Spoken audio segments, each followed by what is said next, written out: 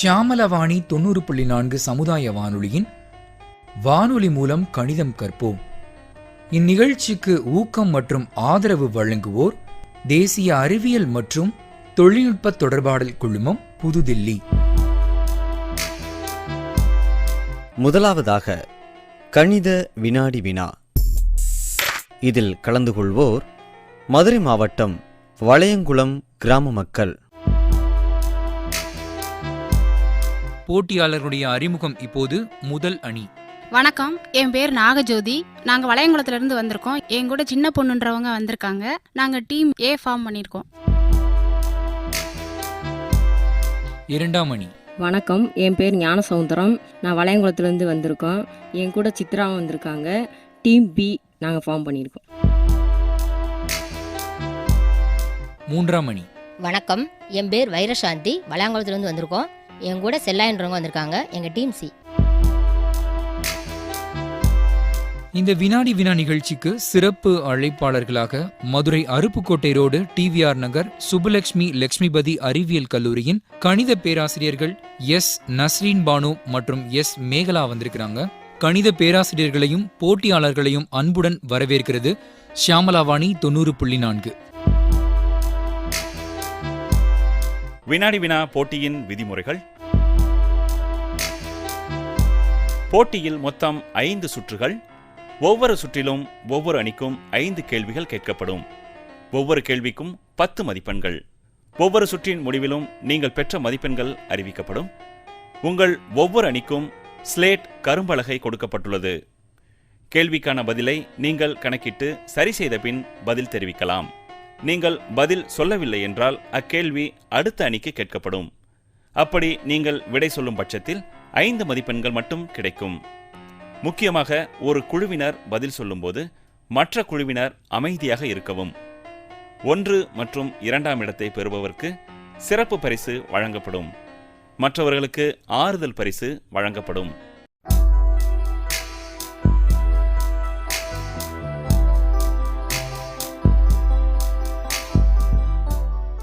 வானொலி மூலம் கணிதம் கற்போம் நிகழ்ச்சியில் முதல் 2 சுற்றுகள் நிறைவடைந்து இப்போது 3ஆம் சுற்றுகள் தொடக்கம்.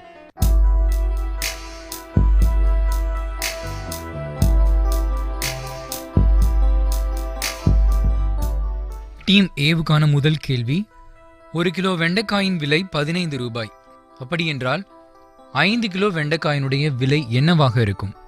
75 ரூபாய். சரியான விடை. டீம் ஏவுக்கு 10 மதிப்பெண்கள்.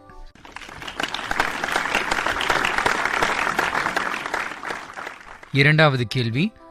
ஒருவர் காய்கறி கடைக்கு ரூபாய் 150 கொண்டு செல்கிறார். 1 கிலோ கத்திரிக்காய் வாங்குகிறார். கத்திரிக்காயின் விலை 30 ரூபாய். அரை கிலோ தக்காளி வாங்குகிறார். தக்காளியினுடைய விலை 20 ரூபாய்.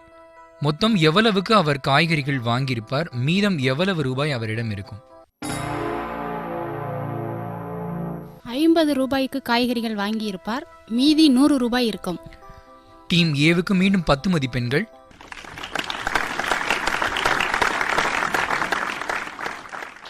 மூன்றாவது கேள்விகள் இப்போது உங்களுக்கு கேட்கப்பட இருக்கிறது. ஒரு வகுப்பில் 5 மாணவர்கள் இருக்கின்றார்கள். அதில் பாபுவினுடைய எடை 18 கிலோ, ராஜன் எடை 21 கிலோ, குமாரின் எடை 19 கிலோ, அருண் எடை 16 கிலோ, சுமதியினுடைய எடை 25 கிலோ. அப்படியானால் இவர்கள் 5 பேரும் சேர்த்து மொத்தம் எவ்வளவு கிலோ எடை இருப்பார்கள்? 99 கிலோ. சரியான விடை. டீம் ஏவுக்கு 10 மதிப்பெண்கள்.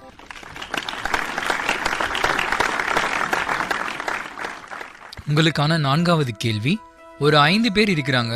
அவங்கள ராணியினுடைய உயரம் பாத்தீங்கன்னா 110 சென்டிமீட்டர், பிரியாவினுடைய உயரம் 125 சென்டிமீட்டர், மணியினுடைய உயரம் 105 சென்டிமீட்டர், நவீன் உடைய உயரம் 130 சென்டிமீட்டர், நிறைவாக லலிதாவினுடைய உயரம் 120 சென்டிமீட்டர். இந்த உயரங்களை ஏறு வரிசையில் அட்டவணைப்படுத்தவும்.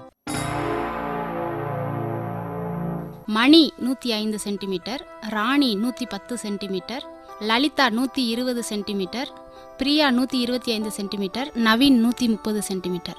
சரியா சொன்னீங்க. இருக்கிறதுலே அதிகமான உயரம் இருக்கிறது இதில் நவீன் தான். இருக்கிறதுலே ரொம்ப குட்டையாக இருக்கிறது, உயரம் கம்மியாக இருக்கிறதுன்னு பார்த்தீங்கன்னா மணி. சரியாக சொல்லியிருக்கிறீங்க அட்டவணைப்படுத்தி. உங்களுக்கு 10 மதிப்பெண்கள்.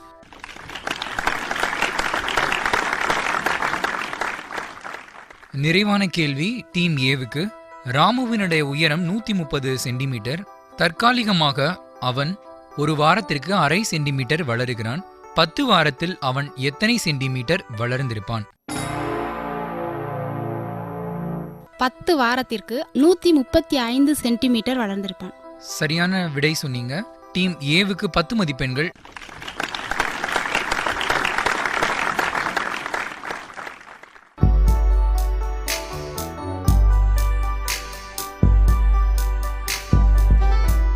இப்போ அடுத்து பிக்கான கேள்விகள் ஆரம்பம். ரகுவினுடைய எடை 50 கிலோ. உடலை குறைக்கும் பயிற்சியில் ரகு ஈடுபட்டிருப்பதால் 2 வாரத்தில் 1.5 கிலோ எடை குறைக்கிறார். இப்படி குறைத்து கொண்டே இருக்கும் பொழுது 8 வாரத்தில் அவர் எவ்வளவு எடை குறைத்திருப்பார்? 6 கிலோ எடை குறைந்திருப்பான். டீம் பிக்கு 10 மதிப்பெண்கள்.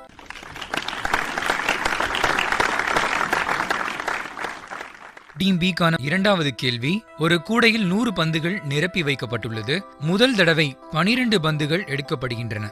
இரண்டாவது தடவை 7 பந்துகள் எடுக்கப்படுகின்றன. மூன்றாவது தடவை 17 பந்துகள் எடுக்கப்பட்டது. இப்பொழுது அந்த கூடையில் எவ்வளவு பந்துகள் மீதம் இருக்கும்? 100 பந்து உள்ள கூடையில் எடுக்கப்பட்ட பந்துகள் 36, மீதம் 64 பந்துகள் உள்ளது. சரியான விடை. டீம் பிக்கு 10 மதிப்பெண்கள்.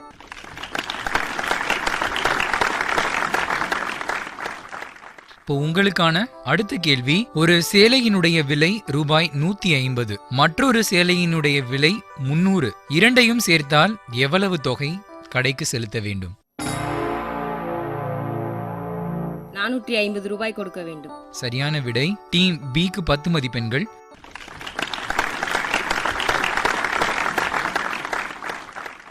நான்காவது கேள்வி உங்களுக்கானது. ஒருவர் ஜவுளி கடைக்கு செல்கிறார். அவர் கையில் 1000 ரூபாய் வைத்திருக்கிறார். அவர் ஒரு பேண்ட் மற்றும் சட்டையும் சேர்த்து 350 ரூபாய்க்கு வாங்குகிறார். கவனிக்கணும், பேண்ட் மற்றும் சட்டையும் சேர்த்து 350 ரூபாய்க்கு வாங்குகிறார். ஒரு சேலையினுடைய விலை ரூபாய் 200. அவர் கடைக்காரரிடம் மொத்தம் 1000 ரூபாய் கொடுத்தார். மீதம் அவர் எவ்வளவு வாங்கி இருப்பார்? 450. கொஞ்சம் விளக்கமா கொஞ்சம் சொல்லுங்க. பேண்ட் சட்டை 350, சேலை 200 ரூபா, மொத்தம் 550. அது போக 1000 ரூபாயில மிச்சம் 450. சரியான விடை. டீம் பிக்கு 10 மதிப்பெண்கள்.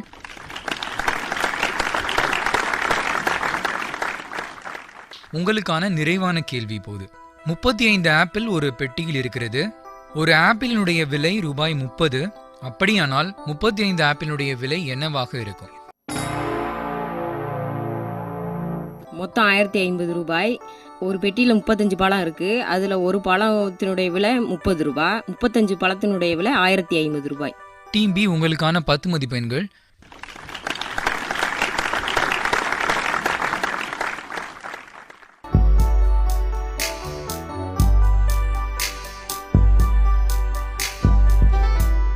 டீம் சிக்கான கேள்விகள் இனி ஆரம்பம்.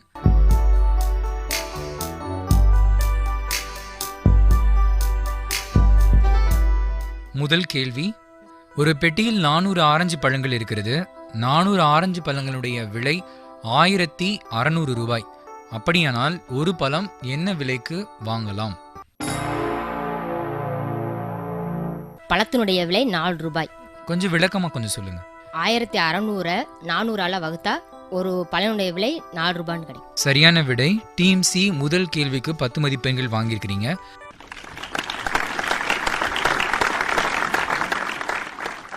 இப்போ உங்களுக்கான இரண்டாவது கேள்வி இப்போது.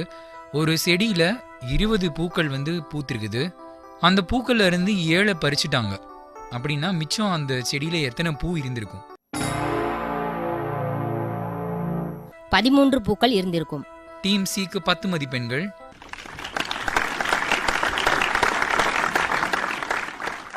மூன்றாவது கேள்வி உங்களுக்கானது. ஒரு தொட்டியில் 500 மில்லி தண்ணீர் நிரப்பலாம். முதல் தடவை 200 மில்லியும் 2வது தடவை திரும்ப நிரப்பும் போது 150 லிட்டர் நிரப்புறாங்க. அப்படின்னா மொத்தம் எவ்வளவு லிட்டர் நிரப்புனாங்க? 350 லிட்டர். கொஞ்சம் விளக்கமா சொல்லுங்க. 200ஐயும் 150 கூட்டினா 350 லிட்டர் கிடைக்கும். டீம் சிக்கு 10 மதிப்பெண்கள்.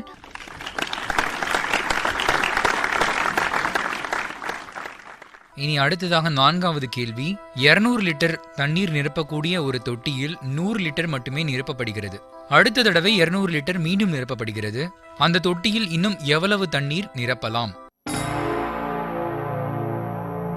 400 லிட்டர் தண்ணி அந்த தொட்டியில நிரப்பலாம். சரியான விடை. டீம் சிக்கு 10 மதிப்பெண்கள்.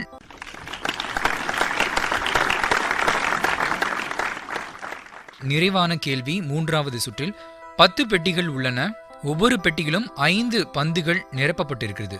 அப்படியானால் 10 பெட்டிகளையும் சேர்த்து எவ்வளவு பந்துகள் இருக்கும்? 50 பந்துகள் இருக்கும். சரியான விடை. டீம் சிக்கு 10 மதிப்பெண்கள்.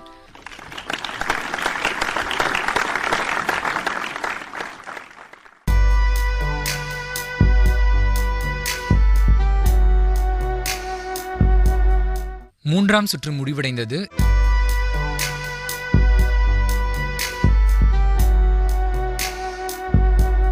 இந்த சுற்றில் ஒவ்வொரு அணிகளும் பெற்ற மதிப்பெண்கள்: டீம் ஏ 50 மதிப்பெண்கள், டீம் பி 40 மதிப்பெண்கள், டீம் சி 55 மதிப்பெண்கள்.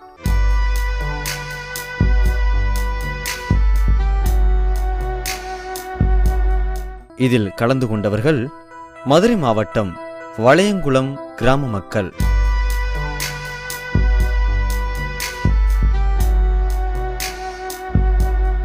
கணித வினாடி வினா நிகழ்ச்சியின் அடுத்த சுற்றுகளை இனிவரும் பகுதிகளில் கேட்கலாம்.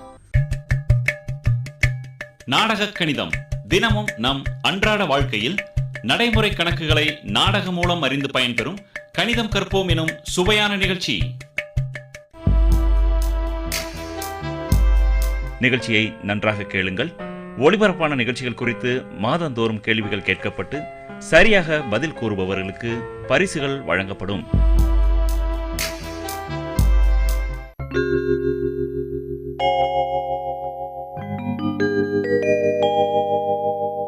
வானொலி மூலம் கணிதம் கற்போம் நிகழ்ச்சியில் இனி நாடக கணிதம் கேட்கலாம்.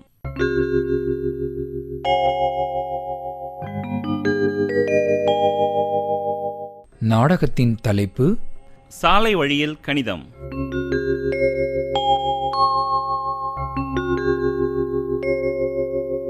இதில் பங்கேற்பவர்கள் மதுரை மாவட்டம் சோளங்குருணி கிராம மக்கள்.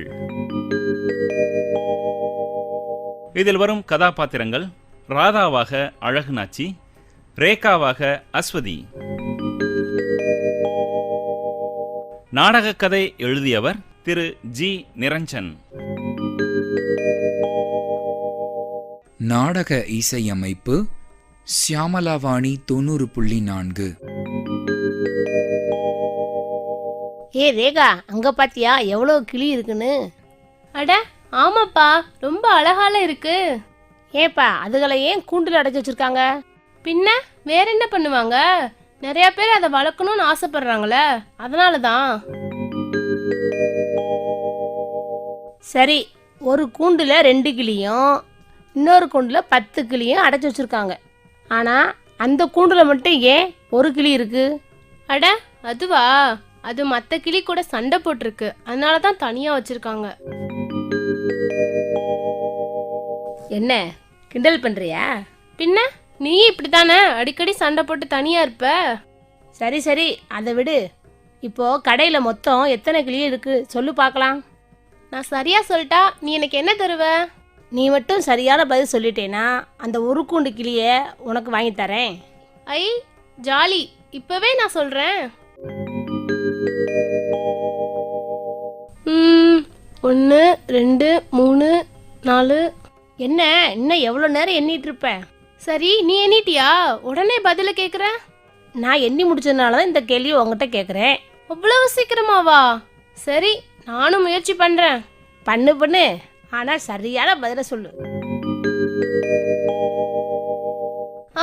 சரியா எண்ணிட்டேன். மொத்தம் 93 கிளி இருக்கு. பரவாயில்லையே, ஓரளவுக்கு சரியா சொல்லிட்டியே. என்னது ஓரளவா? சரியா எண்ணி சொல்லியிருக்கேன்.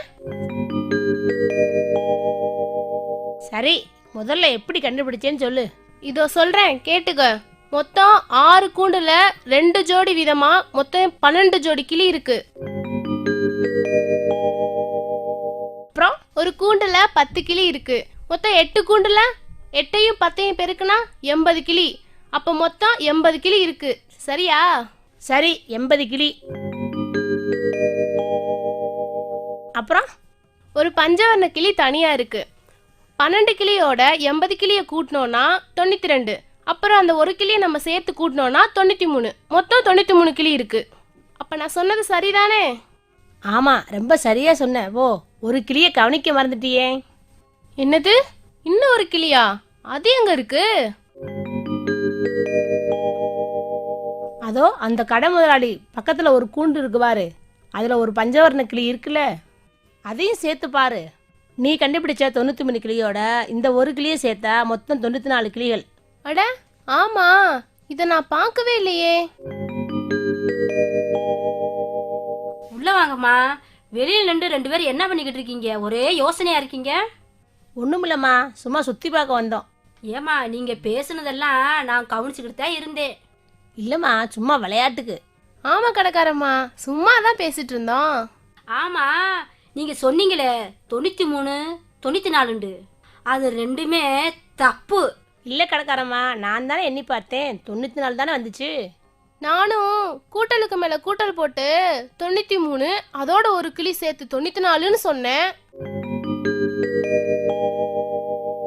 ஏமா, இங்க பாருங்க, புதுசா வந்த கிளி இங்கிட்டு ஒரு 26 கிளி இருக்கு.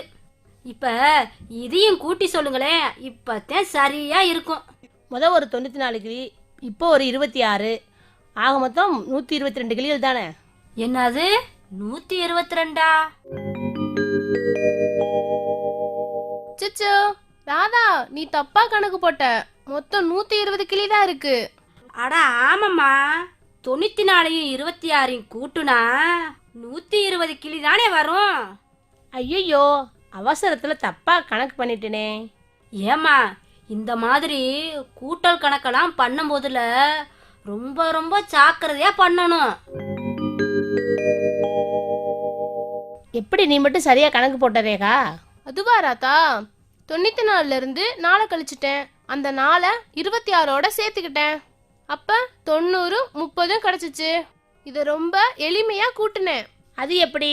நான் முதலே சொன்னேன்ல, 90 30, அதில் இருக்கிற பூஜ்ஜியத்துக்கு மதிப்பே இல்லை. அதனால 9ஐயும் 3ஐயும் கூட்டினேன். அப்ப 12 கிடைச்சிச்சு. அதோட அந்த 0வை சேர்த்து 120ன்னு சொல்லிட்டேன். அட, ரொம்ப சரியா கணக்கு பண்ணிட்டியம்மா. ராதா, நீ என்கிட்ட சவால் விட்டேல, நான் தான் பந்தயத்துல ஜெயிச்சிட்டேல, நீ சொன்னதை நிறைவேத்து. என்ன சொல்ற? ஆமா, சரியான பதில் சொன்னா கிளி வாங்கி தரேன்னு சொன்னேல. அட ஆமா, சரி வா, வாங்கி தரேன். இதுவரை நீங்கள் கேட்ட நாடகம் சாலை வழியில் கணிதம். இதில் பங்கேற்றவர்கள் மதுரை மாவட்டம் சோளங்குருணி கிராம மக்கள். இதில் வந்த கதாபாத்திரங்கள் ராதாவாக அழகுநாச்சி, ரேகாவாக அஸ்வதி. நாடக கதை எழுதியவர் திரு ஜி நிரஞ்சன். நாடக இசையமைப்பு சியாமலாவாணி 90.4.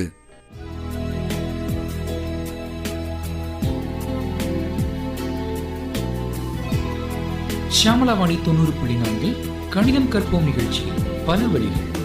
அதில் ஒரு சில கணித வழி கேள்விகள், கேள்வியும் பதிலும். எங்கள் கேள்வி உங்கள் பதில். சுவாரஸ்யமான நிகழ்ச்சியாக கணிதம் கற்போம். வானொலி மூலம் கணிதம் கற்போம் நிகழ்ச்சியிலேனே கற்றலும் கற்பித்தலும் கேட்கலாம்.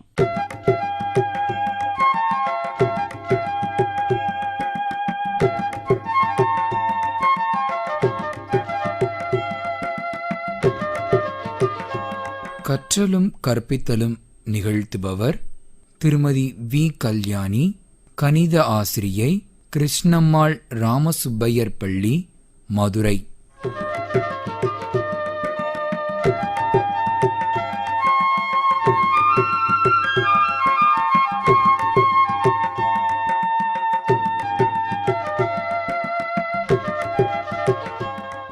இதில் பங்கேற்பவர்கள்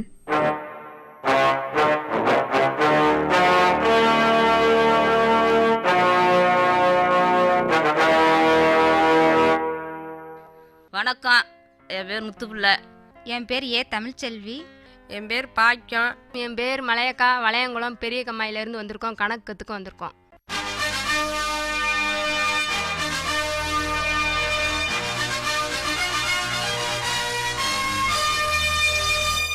வணக்கம் அம்மா. இப்போ நம்ம இன்னைக்கு கணக்கு பாடத்தை பற்றி படிக்க வந்திருக்கோம்.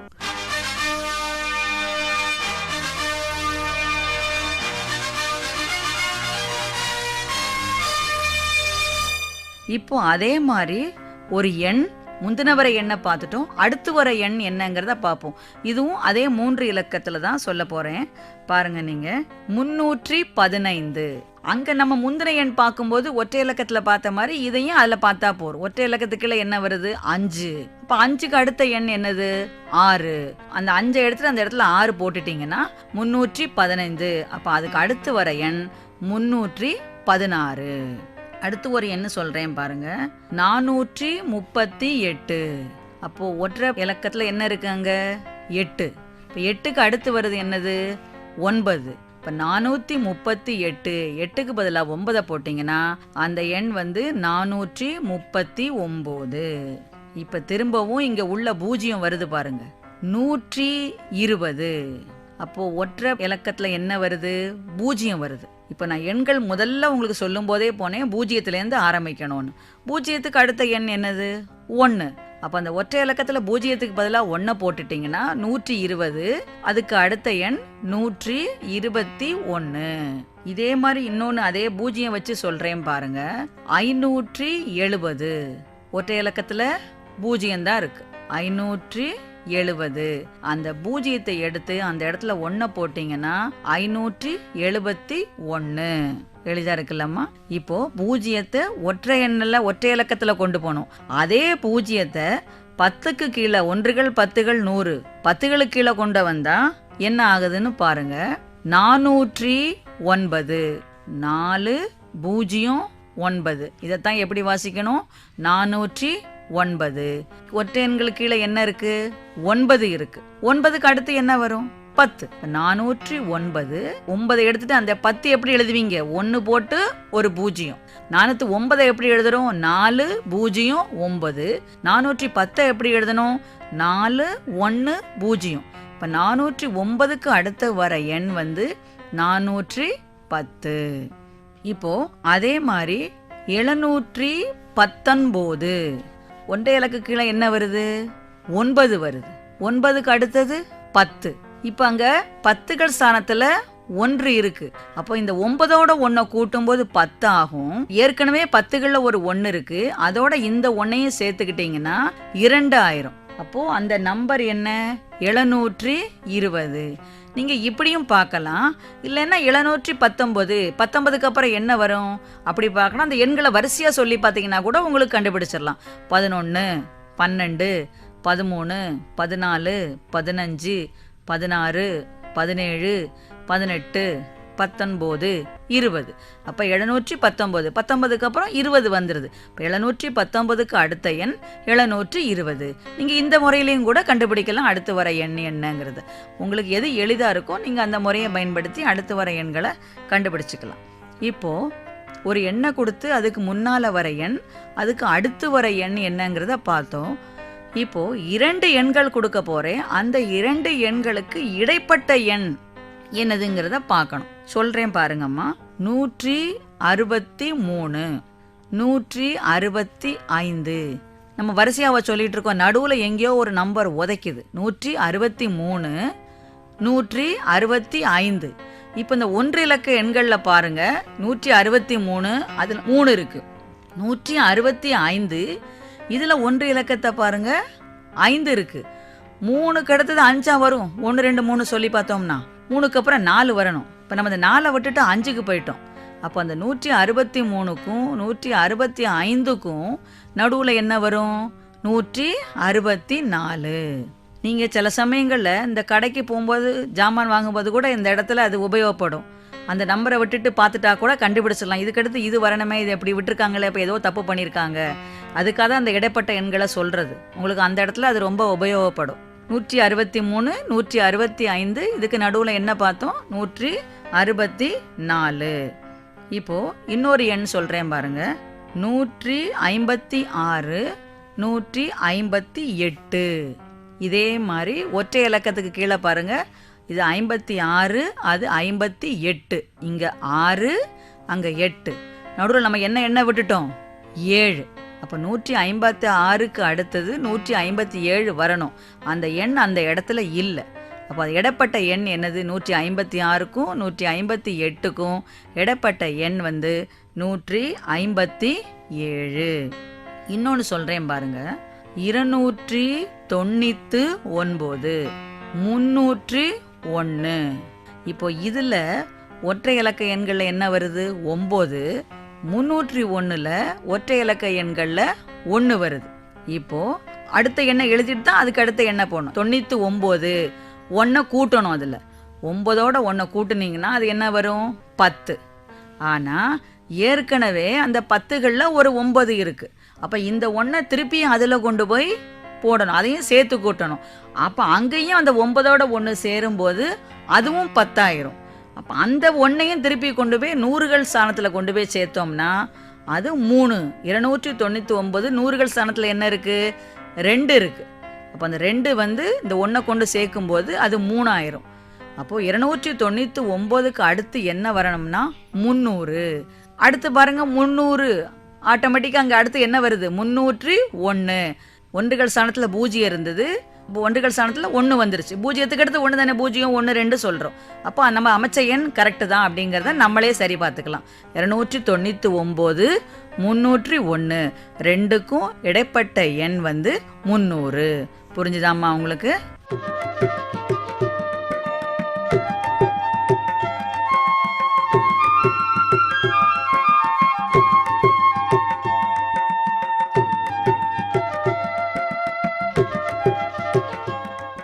இதுவரை நீங்கள் கேட்டது வானொலி மூலம் கணிதம் கற்போம் நிகழ்ச்சியில் கற்றலும் கற்பித்தலும்.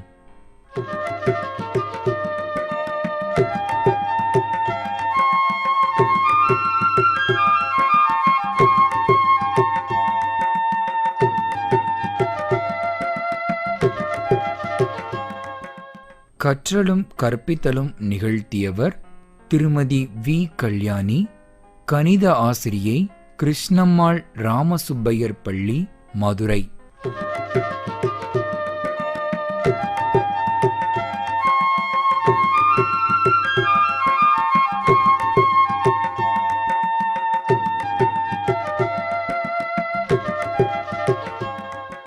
இதில் பங்கேற்றவர்கள் மதுரை மாவட்டம் வளையங்குளம் பெரிய கண்மாய் முத்துப்பிள்ளை, மலையக்கா, தமிழ்ச்செல்வி, பாக்கியம்.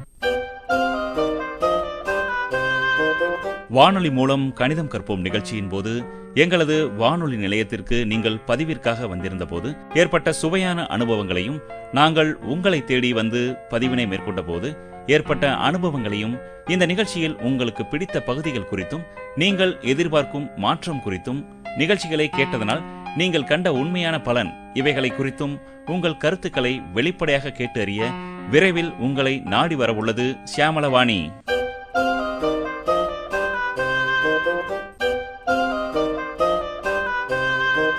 வானொலி மூலம் கணிதம் கற்போம் நிகழ்ச்சியின் போது எங்களது வானொலி நிலையத்திற்கு நீங்கள் பதிவிற்காக வந்திருந்த போது ஏற்பட்ட சுவையான அனுபவங்களையும், நாங்கள் உங்களை தேடி வந்து பதிவினை மேற்கொண்ட போது ஏற்பட்ட அனுபவங்களையும், இந்த நிகழ்ச்சியில் உங்களுக்கு பிடித்த பகுதிகள் குறித்தும், நீங்கள் எதிர்பார்க்கும் மாற்றம் குறித்தும், நிகழ்ச்சிகளை கேட்டதனால் நீங்கள் கண்ட உண்மையான பலன் இவைகளை குறித்தும் உங்கள் கருத்துக்களை வெளிப்படையாக கேட்டு அறிய விரைவில் உங்களை நாடி வரவுள்ளது சியாமளவாணி.